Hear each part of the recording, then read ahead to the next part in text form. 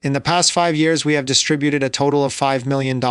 Indeed, affirmatively rewarding becomes more challenging with each passing year. As soon as word got out that Mike Rose's home had been visited by investigators, the fans were filled with panic. The very modest, funny, and hardworking Dirty Jobs host had always been secretive about his personal life. Everyone is focusing on what was found at his Maryland residence, though. An unexpected development during what was initially a routine home assessment stunned even the high-ranking officials. An enigma in his own house now surrounded the man who had spent years exposing America's deepest secrets. If you want to be prepared to be amazed by what happens next, hit subscribe and enable notifications before we expose what they found. Hey Mikey, living an honest life, demonstrating the importance of hard effort and the pride in filthy work has always been central to Rose's story. Nobody anticipated, though, that his house would be the site of a mystery fit for one of his TV shows. Nothing happened until the neighbors took note. Strange goings on the grounds of his property. By evening, local police enforcement and private specialists had come, and trucks had arrived early in the morning. Word quickly spread. Some people thought it was an intruder. Rumors circulated regarding a secret vault, but the reality was distant, unfamiliar person. Even the most seasoned investigators were taken aback by the sight that greeted them when they arrived at Mike's house. Someone has obviously been hiding things or conducting experiments in the once cozy and neatly organized house, enveloped with antique film reels, scribbled notes, and containers marked as secret discovery archives. There was a connection between each one and previously unseen video from Dirty Jobs, Somebody's Gotta Do It, and other shows. Several of these containers had dates on them that didn't match, which only added to the strangeness. At any time that Mike is known to be filming, it seemed like there were recordings from mines, labs, and even secret military locations that documented jobs that no one had ever heard of. When officials discovered letters concealed inside a cabinet, their level of alarm grew. Communication directed to Mike from individuals posing as whistleblowers, cautioning him against the perils of airing exposés of specific companies. At first, the authorities assumed it was just filming memorabilia, but then they noticed something wasn't right. It seems that every time they opened a single box, it would lead to yet another level of concealed significance, as if someone had been purposefully concealing proof of a more profound narrative. They kept digging through the debris when they noticed a steel door at the end of his hallway that was shut. The actual shock, though, was behind it. Mike Rose's residence didn't initially have a steel door. With its computerized keypad and bolts for reinforcement, it appeared industrial. The cops first assumed it was only a personal safe room, a security measure that many famous people take covertly, yet there was a greater complex requiring not just a fingerprint scanner but also a numerical code for authentication. Mike was composed, albeit noticeably anxious, upon his return home and observation of the situation. He politely asked the crew to cease shooting and asked for some space before letting anyone else near the room. However, with the help of the authorities, someone had unlocked the door. A darkly lighted, windowless room with soundproof padding bordered the walls, and shelves upon shelves of hard drives, cameras, and hundreds of vintage notebooks were within. Photographs of regular people that Mike had met while working in unclean jobs were tacked to one wall. Those who work in mining, fishing, welding, and sanitation, annotations, names, dates, and enigmatic symbols connected stories underlying those familiar smiles. According to one investigator, it seemed like a labyrinth of obvious secrets. In terms of one of the items discovered was a worn journal that had Mike's personal notes. In it, he detailed stories that the network had refused to run, projects that had been canceled, and industries that had wanted to keep the truth hidden. On an additional shelf were what seemed to be early versions of various bizarre implements, some constructed from discarded metal and others still in the planning stages, put together. Some of these things were eventually determined to be air sensors and custom-built cameras, which are used to record subterranean or hazardous areas without a staff. One VHS cassette marked with red markers stood out as the most unsettling find. Episode 0, The First Employment. The video didn't depict your average construction site when they played it again. Rather, it showed Mike in a lonely place, looking quiet and solemn by what appeared to be an abandoned building. He mentioned on the video that some jobs should remain hidden. The video cut off suddenly. The study took a wholly different tone after that. Investigators began to suspect they might be dealing with more than just a long-lost TV project once they found the enigmatic footage. The footage, however blurry, was disturbing. It depicted Mike Rowe clad in armor devoid of any network logo, operating among a mysterious network of tunnels, subtle caution signs behind him read, restricted area, biohazard clearance required. The tape's timestamp was from before the first season of Dirty Jobs by around 2 years, therefore this footage predates the airing of his show. Mike was coy about his involvement in an independent documentary film named The Forgotten Trades before he finally admitted to it when pressed about Dirty Jobs. The purpose, he clarified, was in order to reveal hazardous and derelict factories in rural America America, institutions abandoned without taking responsibility. However, he asserted that the discovery made by him and his team was strictly forbidden from him discussing it further. A little break appeared in his voice as he said, "Our investigation revealed something that shouldn't have been there," he whispered, "something the e-public wasn't meant to see." His story was backed by journals found in his vault, which contained entries regarding funding withdrawals without warning, missing film, and threats from unnamed officials. An odd phone number was even mentioned on a few sites, summons at 3 a.m. Mike began covertly recording everything and was even hiding physical copies at home. However, the most shocking aspect wasn't even that. Police discovered a little safe concealed behind a false panel within the identical steel room. Inside were several sealed vials labeled with chemical hazard symbols and coded serial numbers, which they uncovered upon opening the container. The Department of Environmental Safety was summoned to examine the objects. Despite Mike's assertions that they were set pieces from an unaired show concerning garbage disposal, the samples were carefully removed and the property was temporarily sealed up within a few days. After neighbors complained about unidentified vehicles dropping by late at night, the journalists began to circle the area. At the same time, Mike stopped making public appearances and stopped responding to messages sent to his internet account. His social media suddenly became inundated with fans, posing inquiries. However, his sole contribution amounted to a single syllable, whether you prefer to ignore or embrace it. Truth inevitably surfaces. His fans went into overdrive trying to decipher the true contents of his residence after seeing that one post. The more Mike said nothing, the more others started to speculate. Strange coincidences noted by former Dirty Jobs crew members, online fan clubs, and forums all started sharing their observations. Episode that was abruptly taken off air, interviews in which Mike appeared preoccupied, and instances in which he hinted to initiatives that ultimately came to a close for reasons he was unable to disclose. Investigators from the media delved more into the long-lost trades, the purported documentary that came before Dirty Jobs. They uncovered references to it in dusty festival catalogs and preliminary production notes. A disused facility that processed industrial biomaterial was featured in an episode shot in rural Pennsylvania, according to one entry. Mike and his little crew allegedly captured an unintentional scene that was eventually removed from the final cut.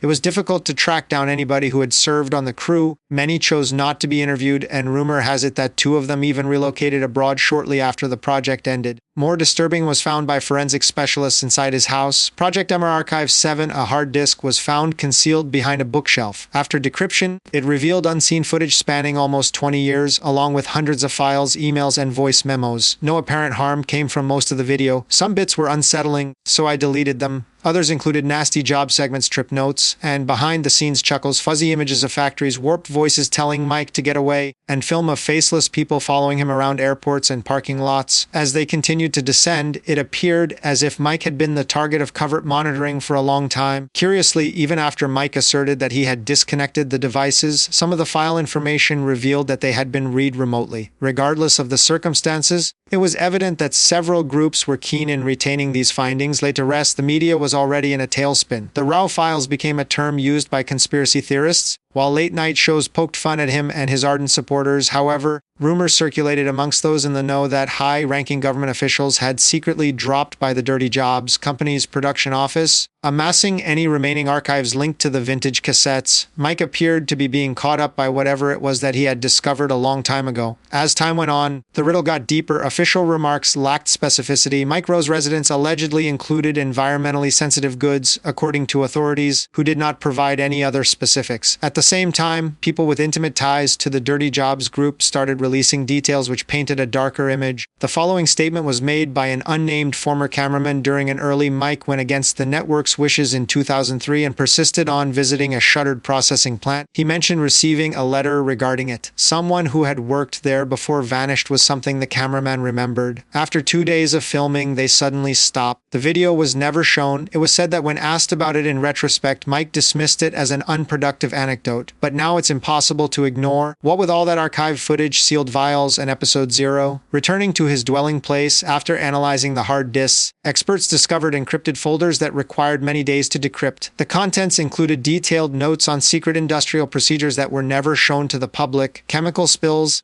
sickness among workers, and purported cover-up spanning multiple states. Nothing in the files was merely academic, they served as proof. Using his position as a TV host to gain access to restricted places and speak with employees no journalist could reach, Mike had been clandestinely collecting it for years. Surprisingly, many of those individuals subsequently vanished, changed their identities, or passed away in a questionable manner. Mike finally spoke out in a one-on-one interview with a freelance journalist as the results came to light. He sounded serious. "I wanted people to see what happens when honesty meets profit," stated the businessman. However, there were a number of jobs that posed significant risks to air. He didn't go into detail, but he did imply that influential companies pushed the network to air news segments that revealed too much. Mike allegedly relocated to a secluded area after that interview and withdrew once again. The involvement of multiple government agencies was later verified by authorities, not to press charges, but to examine the evidence he had collected. Everyone was wondering the same thing. Had Mike Rowe stumbled onto an unintended secret? Alternately, was he shielding the individuals he had devoted his life to defending? After combing through Mike Rowe's home, detectives uncovered a treasure trove of tangible relics, a database of handwritten notes spanning 2 decades, and more than 4 gigabytes of data. The media was informed that historical and environmental records had been located, but sources close to the investigation disclosed that there was actually much more controversial. Included in the materials were taped confessions from whistleblowers who had made brief appearances in the first few episodes of Dirty Jobs. These individuals had claimed to have witnessed unsafe working conditions, unlawful disposal of hazardous waste, and even military contracts that were passed off as civilian initiatives. There were certain files that had weird words and phrases that did not appear in any official documents, such as the Red Sand dossier and the missing pipeline. The trail disappeared into secret documents every time investigators attempted to follow it. The audio samples discovered in the safe were even odd. They contained distorted phone calls and untraceable sounds. Someone is trying to tell Mike not to probe more and to put the video where it belongs. Experts in forensic science validated the timestamps. His filming years included the recording of these late-night calls. The fact that Mike had recorded everything so precisely astonished them. Each and every caution,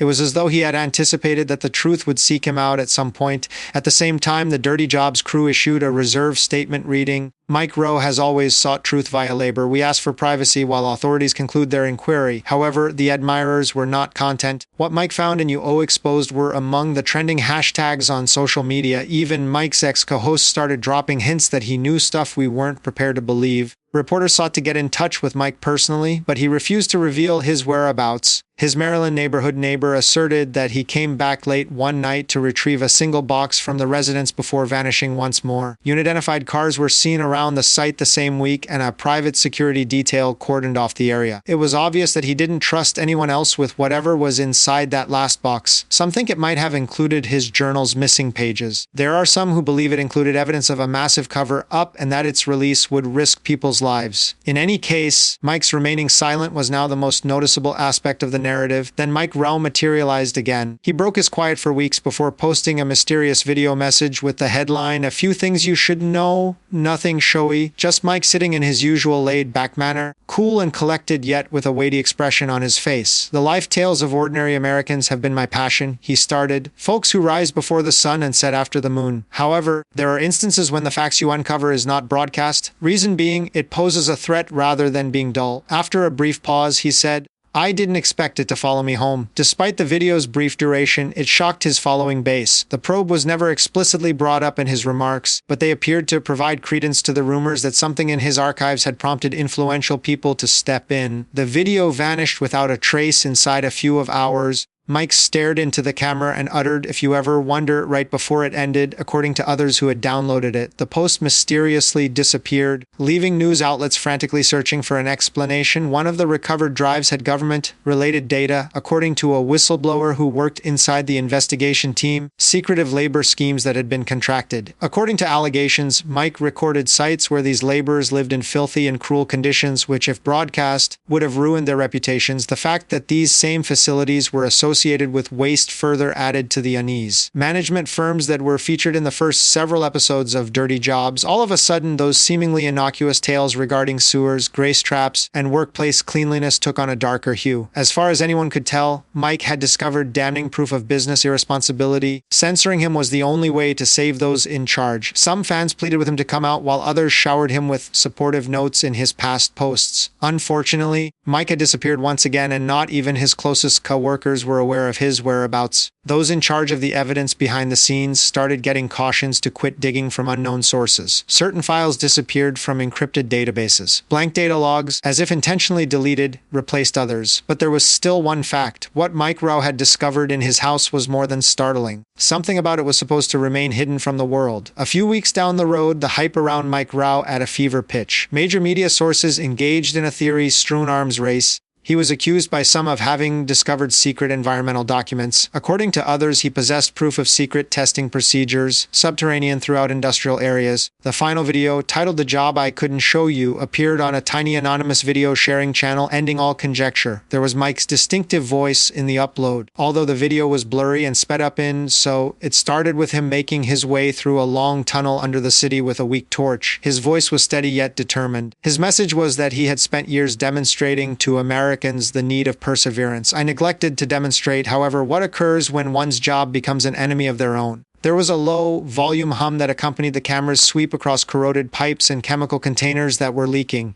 "This was shot a long time ago," Mike went on to say. "There was never an intention for this footage to air. Apparently, they felt it was too honest to air on television. Possibly they were correct. Documents, vintage photos of employees, and aerial views of faraway industrial locations, all linked to businesses that are still in business today." As the screen flickered and transitioned to different scenes, he noted that we are surrounded by occupations that contain stories. When compared to in a literal sense, after one line of text, the clip faded to black. Keeping silent was the actual filthy work. Shortly after going popular, the video suddenly vanished from all major platforms at the same time. We terminated the original uploader's channel and met with any uploads that were made, with copyright removals representing the hallmark of national media protection. Although its authenticity was never verified, witnesses claimed to have seen Mike, only older and more worn down, but it was undeniably him. A few days later, his home in Maryland was formally marked as abandoned, and all of his possessions were removed to a place that cannot be named. Unidentified trucks whisked away the reporters who had set up camp outside the residence. Nighttime building noises were reported by some. Some people said that the house was being refurbished and stripped to hide its past. The enigma persisted, though. Members of the Dirty Jobs crew who had left the show started posting coded messages online with images of their gloves covered in mud and abandoned tunnels. The captions read, "Some things never stay buried." Fans took these posts as symbolic homage to their buddy and host. Sometime after that, a little box showed up at a Baltimore news station. The message inside said, "The truth isn't lost, it's merely waiting for someone courageous enough to dig," and was signed by an unknown individual. A USB stick with unreleased footage from Dirty Jobs was found next to it, moments that are touching, funny, and incredibly genuine, depicting Mike assisting regular people in the most difficult circumstances possible. Nothing esoteric or hidden, only the essence of the program he adored. Many saw it as his parting present, serving as a gentle reminder that the true protagonists were the hardworking individuals and not the corrupt or terrified ones. As of this now, nobody knows where Mike Rowe is. Some think he's gone off the grid to live a life of seclusion. Still, some maintain that he's quietly exploring and isn't going anywhere to reveal facts that no television station will run. In any event, there is certainty about one thing. The contents and revelations about Mike Rowe itself made the discovery at his house all the more surprising. A man who, even in the face of overwhelming odds,